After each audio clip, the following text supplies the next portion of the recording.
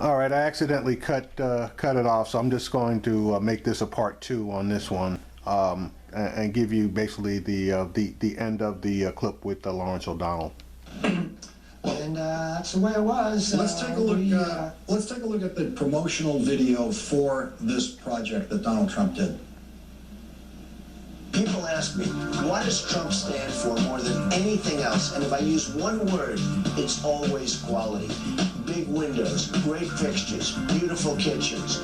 Everything is going to be the best. And that's what it's all about. Bart Ring, what was the essence of the case you brought on behalf of your clients, and how did you settle it?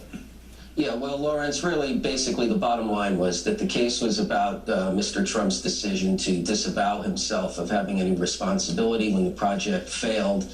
And despite the representations made through marketing materials and other such videos that you showed here, as well as documents and even letters that reaffirmed his role as a developer in the project, Mr. Trump took the position when it failed that he simply licensed his name and basically gave notice that he had no responsibility. There was $32.5 million in deposits, and the buyers were left with a hole in the ground and nowhere to go but to litigate.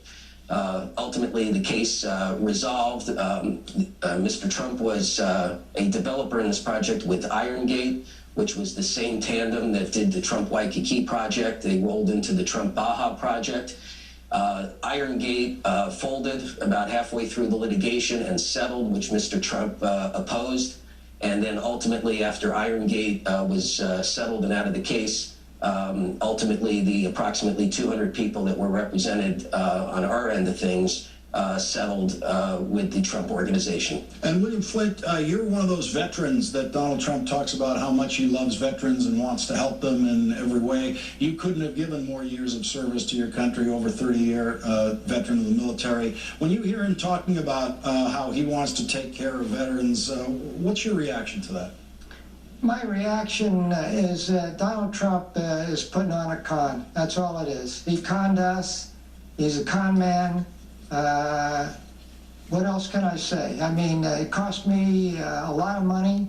We $168,000, and I'm just we settled. But he's a liar there also, because he did settle. He says he never settles, but he did.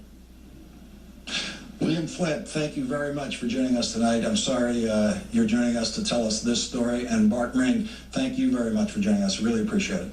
Thank you. Now, just as I said, Donald Trump is a con man. He's a liar. He's a fucking thief.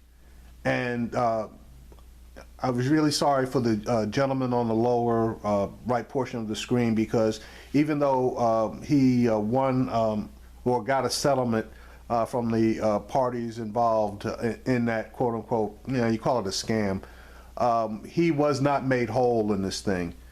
Now, Donald Trump is a con artist, and he is scamming us. He's scamming the voters. Unfortunately for us, if he executes his scam, we're not going to be able to settle with him, because by the time everything's said and done and he does the damage, there's going to be no way for us to recoup any of the losses that this guy is going to cause our country to have. So anybody that goes for the Trump okey doke, you absolutely have to have your head examined.